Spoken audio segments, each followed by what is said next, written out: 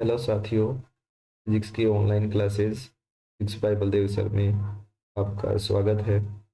आज की क्लास में हम क्लास 12th के चैप्टर 4 गतिमान आवेश एवं चुंबकत्व के महत्वपूर्ण प्रश्न लेकर के आए हैं, जो आपके ब्लूप्रिंट पर आधारित है। उसी के आधार पर अपने महत्वपूर्ण प्रश्नों का संग्रह लेकर के ज़्यादा समय नहीं लेते हुए आप एग्जाम के टाइम में जल्दी जल्दी इनको रिवाइज कीजिए और अपने दोस्तों के साथ शेयर कीजिए। और चैनल को सब्सक्राइब नहीं किया है तो सब्सक्राइब कीजिए, ताकि आगे आने वाली वीडियो आपको जल्दी से जल्दी मिल सके। ज़्यादा समय नहीं लेते हुए अपने चैप्टर को स्टार्ट करते हैं। अपना फर्स्ट क्वेश्चन है, बायो सावर्ट के नियम का सदिश रूप है। तो सदिश रूप देखने के लिए अपने क्या करेंगे, देखिए। वैसे तो अपने पास बायो सावर्ट का नियम क्या होता है, डी बराबर म्यू जीरो अपन में 4 पाई sin थीटा अपन में आर स्केयर। लेकिन अगर इसको वेक्टर फॉर्म में लिखेंगे तो अपने पास राइट आंसर हो जाएगा सेकेंड नंबर। आप इसको आराम से चेक कर सकते हैं। नेक्स्ट देखिए, यदि आवेशित कण का वेग दुगुना कर दिया जाए और चुंबकीय क्षेत्र का मान को भी दुगुना कर दिया जाए तो आवेशित कण के मार्ग की त्रिज्या हो जाएगी।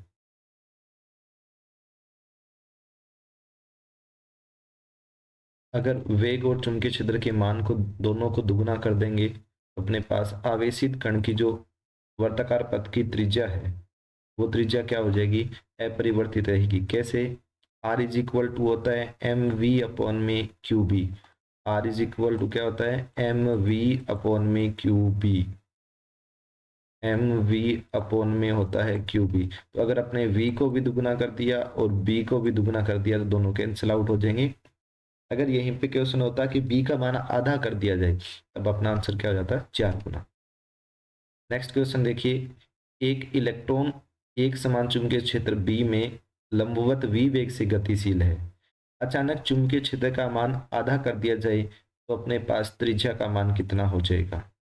वही सेम क्वेश्चन है, अपने अब की बार क्या करना है, सिर्फ चुंबकीय क्षेत्र को आधा करना है। वेग सेम रहेगा तो अगर चुंबकीय क्षेत्र को आधा करोगे तो जो त्रिज्या का मान है वो कितना हो जाएगा, 2 गुना हो जाएगा।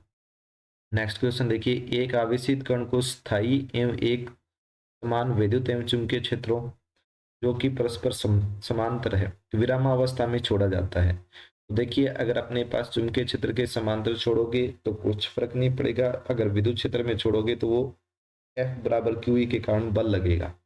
अगर चुंबकीय क्षेत्र के लंबवत गति करता है तो अलग चीज होगी। तो यहाँ पे आपका आंसर हो जाएगा सीधी रेखा में गति करेगा। हेल्महोल्ट्ज कुंडलियों का उपयोग किया जाता है। जो हेल्महोल्ट्ज कुंडलियां होती है तो अपने पास समांतर समान त्रिज्या की कुंडलियां जिनके बीच में दूरी उनकी त्रिज्याओं के बराबर होती है, उस तरीके की कुंडलियों का उपयोग एक समान चुंबकीय क्षेत्र उत्पन्न करने में किया जाता है।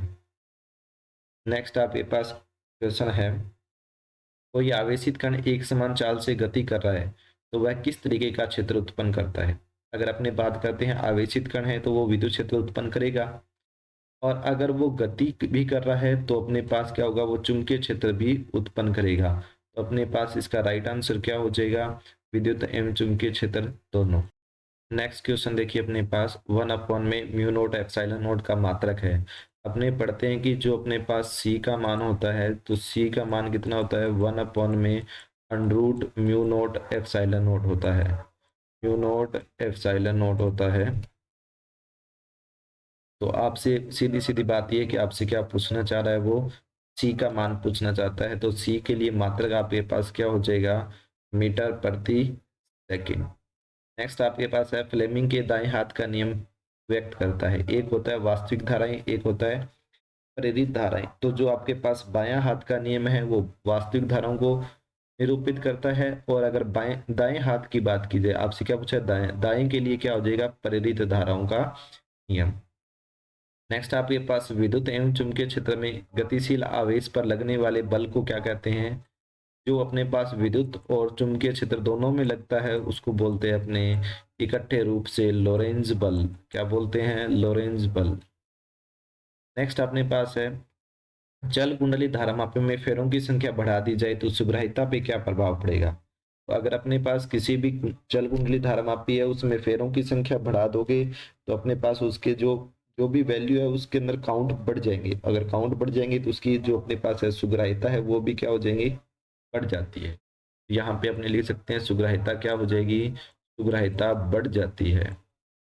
नेक्स्ट देखिए अपने पास एक टेस्ला में कितने गाउस होते हैं। एक टेस्ला में होंगे 10⁴ गाउस। ये आपके पास राइट आंसर। नेक्स्ट क्वेश्चन देखिए, जब दो समांतर धारावाही तार में विपरीत दिशा में धारा प्रवाहित होती है तो वो एक दूसरे को करेंगे। देखिए अगर अपने पास चालक तारों में समान दिशा में धारा प्रवाहित होती है तो अपने पास एम्पियर के नियम से निकालते हैं, उनमें क्या लगता है, आकर्षण बल लगता है। तो अगर अपने पास विपरीत धारा में विपरीत दिशा में धारा जाएगी तो उनके मध्य कौन सा बल लग जाएगा, के मध्य लग जाएगा प्रतिकर्षण बल। प्रतिकर्षण बल यहाँ पर आपने लिखेगा रिपल्सन फोर्स लगेगा एक दूसरे को विपरीत दिशा में कर करके, यानी कि एक दूसरे को क्या करेंगे, प्रतिकर्षित करेंगे। नेक्स्ट क्वेश्चन देखिए अपने पास वन लाइनर भी आएंगे इसमें। तो वन लाइनर क्वेश्चनों को इस तरीके से अपने कौन कौन से क्वेश्चन आ सकते हैं इस चैप्टर में से देखिए। एक एम्पियर की एसआई परिभाषा लिखिए। एसआई परिभाषा लिखनी है आपको एक एम्पियर की, तो वो अपने पास कहाँ से आती है, एम्पियर के नियम से आती है। यदि दो समांतर धारावाही चालक तार जिनकी अपने पास बीच की दूरी 1 मीटर है उनके मध्य लगने वाला बल 2 × 10⁻⁷ न्यूटन पर मीटर हो तो अपने पास उनके में प्रवाहित धारा का मान अपने लिखते हैं 1 एम्पियर। ये आपकी परिभाषा आती है किससे, एम्पियर के नियम से। नेक्स्ट क्वेश्चन देखिए, चुंबकीय क्षेत्र उत्पन्न करने वाले कोई दो स्रोत बताइए।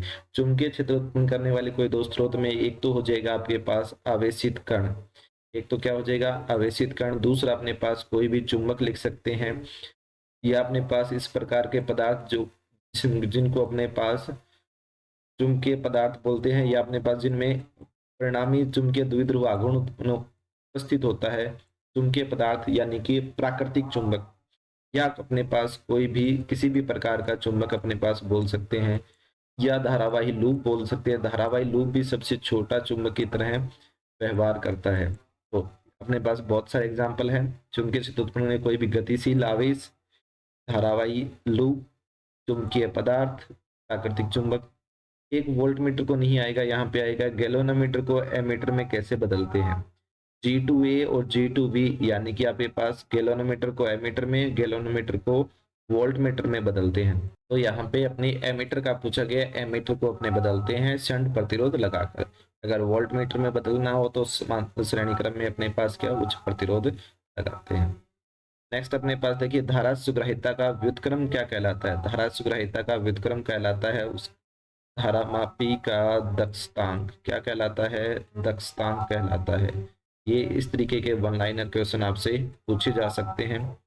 नेक्स्ट अपने पास देखिए, बड़े क्वेश्चन में आपके पास है बायो सावर्ट के नियम का वर्णन कीजिए, और बायो सावर्ट के नियम की सहायता से धारावाही कुंडली के अक्ष पर चुंबकीय क्षेत्र का व्यंजक प्राप्त करना है। धारावाही कुंडली के अक्ष पे आपको पहले क्या करना है, बायो सावर्ट का नियम बताना है, उसके द्वारा धारावाही कुंडली के अक्ष पर चुंबकीय क्षेत्र का मान ज्ञात करना है। नेक्स्ट अपने पास धारामापी क्या है, चल कुंडली धारामापी का सिद्धांत बताइए, डायग्राम बनाइए। धारामापी होती क्या है, परिभाषा लिखिए। चल कुंडली धारामापी कौन सी होती है, कौन से सिद्धांत पे काम करती है, चित्र बनाइए, और उसके बाद में इन दोनों को परिभाषित करिए। इन दोनों की परिभाषा बतानी है आपके पास, इससे धारा कैसे मापी जाती है, और सॉरी धारा क्या, धारा सुग्राह्यता और वोल्टता सुग्राह्यता क्या होती है, यानी कि सुग्राह्यता को परिभाषित करना है। तो इस तरीके से इंपॉर्टेंट क्वेश्चन इस चैप्टर के आपके पास आ गए हैं सारे। तो ज़्यादा से ज़्यादा अपने पास वीडियो को लाइक कीजिए, शेयर कीजिए, और अपनी स्टडी पे ध्यान दीजिए, ज़्यादा से ज़्यादा इनको रिवाइज कीजिए। धन्यवाद।